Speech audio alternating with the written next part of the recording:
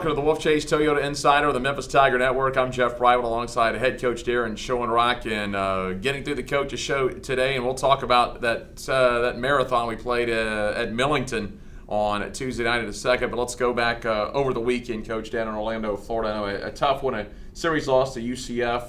That's the first time we've lost a series down there in a while. It's really kind of been a series that has favored the road team for some reason. UCF's had some success up at FedEx Park. We've had success, it seems like, at J. Bergman Field. But some little things there coming off exam week and a little fatigue, just little bitty things kind of added up. Yeah, we're not as sharp offensively as we've been as we were early in the season, and we've played pretty much the same nine. They're getting a little bit banged up, a little beat up.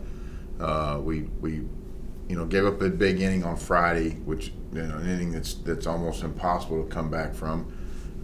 Played very well Saturday, and I thought we played well Sunday. We just we're in a little bit of a rut now where balls aren't finding holes like they were early, and then offensive teams go through that, and we just have to grind through it. But I thought we played game hard. We pitched it at a pretty good clip all weekend, and just didn't have enough firepower to pull out a series win. First weekend, and obviously this is not an excuse, but it was the first weekend too due to the weather we've played in this year. The first weekend you've been in the extreme heat and the extreme humidity, and sometimes that affects that decision making when you see a ball ricochet off the top of a glove that's usually a catch or a flip or like you said, a competitive at bat trying to stay locked in for a 6-7 pitch at bat. Yeah, it was very different than anything we've been in all year, and I think it feels like was up to 96 on Sunday, and then you try to keep your guys hydrated and talk about it as much as you can. We make adjustments in pregame meals, and we try to stay away from the sweet tea and all.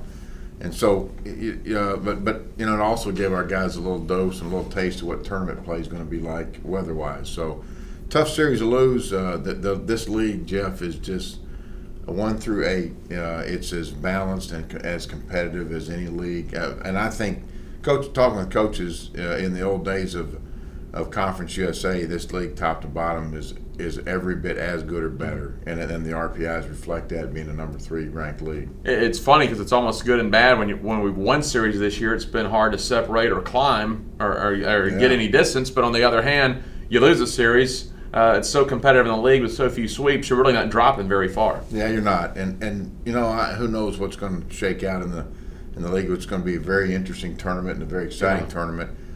This last weekend now, the series that are getting ready to unfold, they're all going to have huge bearings on seeding, and a league like this, our 24-game conference games enough to determine a number 1 seed. We, as coaches, we feel like we'd like to have more, but then you look at would it hurt our RPI to play more, and so there's a discussion going on. There'll be continued decisions in the future, but.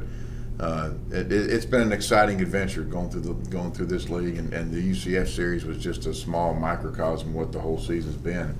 We just came out on the short end of that thing. Coach, you go up to Millington Tuesday night, face Tennessee Martin. Who knew it'd be a five-hour game going to 11:30 in 16, 17 innings? You're able to get the win, and the unusual part about that ball game wasn't so much like UConn where guys just weren't getting on. It was a pitcher's duel. This was obviously a pitcher's duel, but you go back in that ball game, especially the extra innings, it seemed like Martin in the top of the inning, Tigers in the bottom inning. There's a runner in scoring position with 1 out, and just neither team could get that hit to get the go-ahead run in until finally Damo was able to win it for you. Yeah, and what a great honor for Damo, and that's a guy that just grinds it out as a bullpen catcher and just keeps, does a phenomenal job at just working his tail off, keeping all the pitchers sharp. He spends a lot of time in that pen.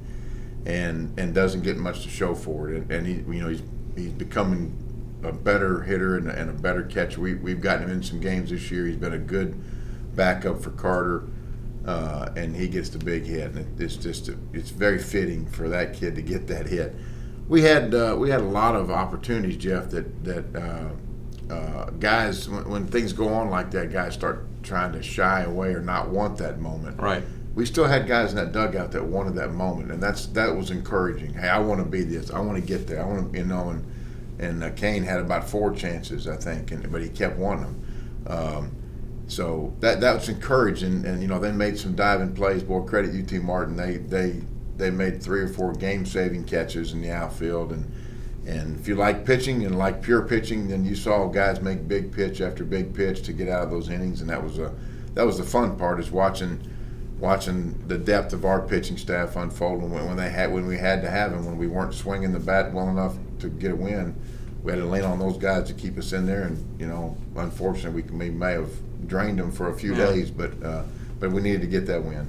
Maybe the play of the game, not so much Damos hit that was huge, but you're down to your last strike, and if there's any other batter up there on that particular play, the game's probably over. Fortunately, you had Darian, one of your fastest guys on the team, just like that, an infield single. Brandon Montgomery never stopped going around third. They kind of lost sight of that, and he scored standing up without a throw to the plate to tie that ball game up. Yeah, Darian, got out of the box really well on that chopper he hit. Pitch was away from him a little bit. He has some interesting offensive weapons that you're starting to see in his sophomore year come out, and he's got the power. He's still got that speed, and he's got a game presence now that you can see just from the outside the fences that. He's that guy that the other team is always noticing what he's doing, and been a very, very good table setter for us, and that was a big moment for him.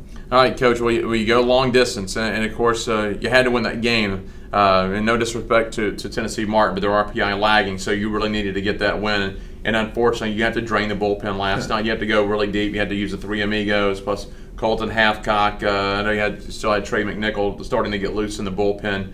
But you did what you had to do. You got a big series coming up with Tulane. Right now, there are no switches. We talked about maybe the possibility of the weather, but you're still going regular 6:30 Thursday, Friday, 1 o'clock on Saturday. If there's a change, check GoTigersGo.com and all the social media. But you're set up right now in what could potentially be a series that is the difference for both of these teams being where they are and potential at large or not. It is a huge, huge series. Huge series. David Pierce, first year coaching staff there, good friend of mine, former assistant at Rice, and phenomenal pitching guy. And there's no surprise that when he took that job that they would pitch at a good level this year. That's where they're built on dominance on the mound, and so we're gonna have to match them pitch for pitch with somewhat of a tired staff now, but it's a pitching staff ours that we've never really had our back against the wall, so now it's going to be the starters have to step up and go. We can't rely on the 3 amigos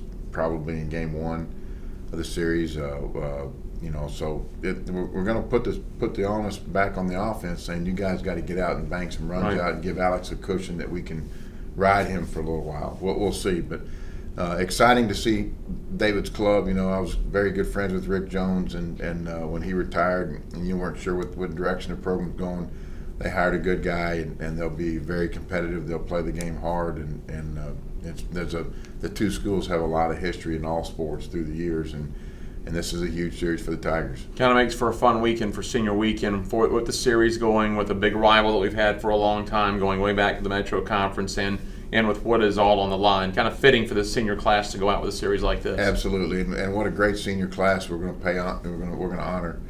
On Saturday, a senior class they've made unbelievable contributions on the field. They're providing tremendous leadership in that dugout on this club. It's evident that the leadership that they're providing, and they're all they're enjoying each other and enjoying this team and enjoying this process. And if you want to call it this grind we're on right now to try to get this program back in the postseason, the seniors feel it, and they're on board with doing whatever it takes to get there.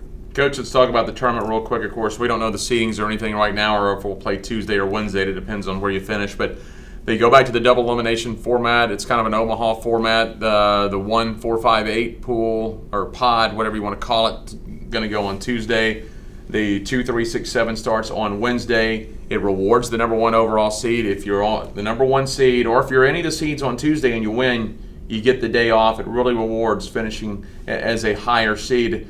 I think everyone likes the double elimination format, and I think everyone likes the fact that you're not trying to cram 4 games into a day, because any league that does that with 4 games a day, it really is not beneficial to go to the ballpark at 4:30 for the 7:30 game, get prepped, and not start till 9 or 10 o'clock. Yeah, that's the dilemma with those formats and those tournaments. So, and I think what you do is you you let the bracket unfold how it is. It's the old Omaha format, and now there's no such thing as a meaningless game. Every game has meaning. You either advance or you're eliminated after the first loss. So I'm anxious to see how the brackets match up. I'm hopeful that you don't want to get down there late Sunday night and turn around and have to play Tuesday, but we will if we have to.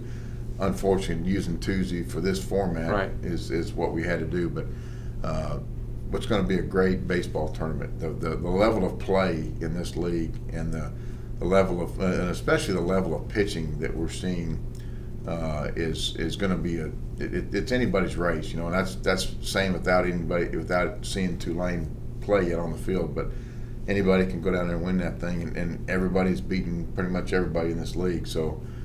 Fun thing to unfold in great weather and a great facility. Coach, we will see you down in Clearwater, but first we'll see you this weekend against Tulane. Thanks, Jeff. Head coach Daron Schoenrock. I'm Jeff Brightwell for the Wolfchase Toyota Insider on the Memphis Tiger Network.